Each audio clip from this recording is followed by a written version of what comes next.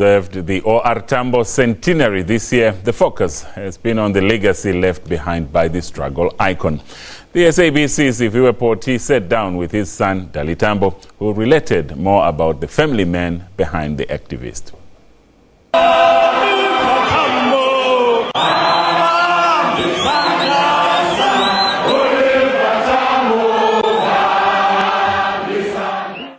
Mr. Tambo, let's first speak about some of your fond memories. As you'll know, he wasn't around a lot.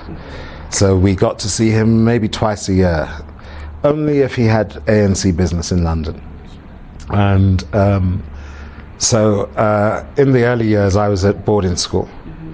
And I remember him coming, I must have been about 9 years old, maybe less. And he came with Johnny Makatini. And they watched me play soccer. And it was the first time he'd seen me play soccer. I managed to score 2 goals. But for some reason, when him and Uncle Johnny asked me how many goals I scored, even though I knew they were on the touchline watching, I wanted to impress him so much. I said 13. I said that. He said, "Oh, really? That's so good. I only saw 2 of them." So that was great. I mean, later in life, I loved seeing him together with my mother. They really loved each other. And I think that what comforted her and us was his deep Christian principles. That although he was always away, the love was always there. And he would express it in telegrams during those days and letters and things like this.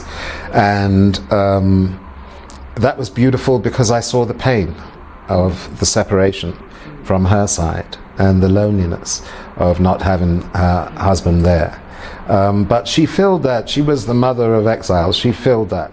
We bumped into a guy when we were at the rural homestead. Yes. Your dad, like an old man. Yes. And I just, by chance, just asked him, did you perhaps, and he's like, I'll never forget when he came home with bags and bags and bags of clothing. Yes, yes. To try and clothe the whole community. And I think that's when I realized that above a massive political hero was a human being. Exactly.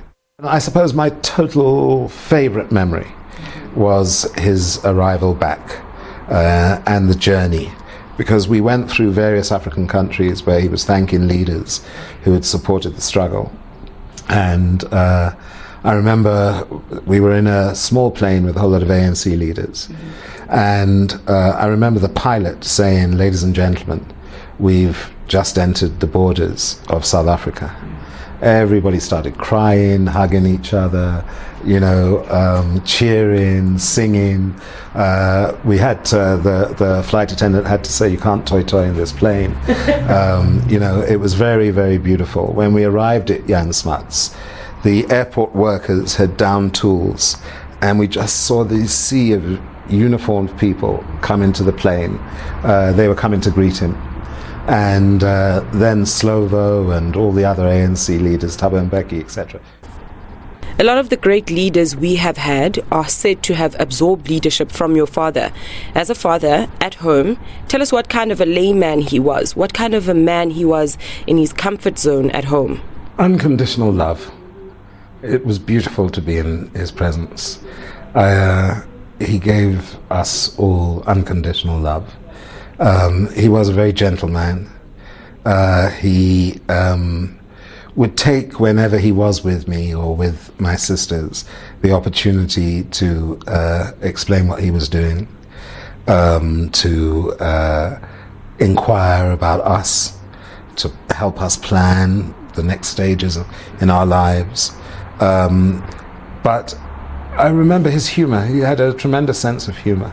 So I was always laughing with my father, and he was just a very gentle. I would say to my friends, he's a beautiful man, because in every sense of the word, he was a beautiful man. And I would see the reaction of other people who I didn't know after they'd met him or been with him. And it wasn't just me. I realized that pretty much everyone he met loved him. you know. Very humble person, but a disciplinarian, you know. I mean, things had to be done the right way, and he had a tremendous work ethic. You know, after he'd done playing with us, I'd hear him up in his office till 3 o'clock in the morning, redrafting speeches for the next day that one of his speechwriters had written and things like this. When I'd look at that thing the next morning, he'd rewritten the whole thing, you know. So although I missed him, we all supported what he was doing. We didn't want him to do anything else, you know. No, it was the greatest honor of my life just to be his son. As you know, he had other sons, Thabo Mbeki, Chris Honey, this one, that one, so many, you know, Pala Jordan, all kinds of people who were his boys, you know. And so I had to share him with people. But it was as a father-son relationship, it was really beautiful. I wish I'd had more time. I wish when I wanted to go to Lusaka, my mother and my father had said, yes, it's okay, go, you know. I wish I'd been able to be there when he overworked himself and got that stroke, you know. But those are things you can't fix. But for the man I know, I wouldn't have wanted any other father. Well, that there was Dali Tambo giving us the other side of his father and struggle icon, Oliver Reginald Tambo.